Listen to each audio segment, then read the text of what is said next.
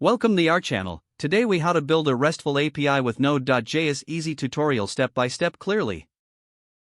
First, ensure you have Node.js installed on your machine. Open your terminal or command prompt. Create a new directory for your project. Navigate into your project directory. Run the command to initialize a new Node.js project. Follow the prompts to create a package.json file. Next, install Express by running the command to add the Express package. Create a new file named server.js in your project directory. Open the server.js file in your preferred code editor. Start by importing the Express module at the top of the file. Initialize an Express app by calling the Express function. Set the app to listen on a specific port, such as port 3000. Add a simple route to handle GET requests to the root URL.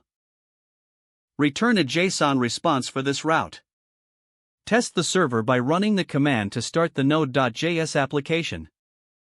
Open your web browser and navigate to the specified port to see the JSON response. Now, let's create additional endpoints for the RESTful API.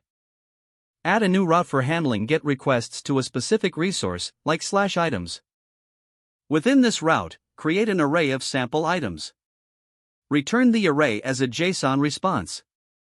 Next, add a post route for adding new items.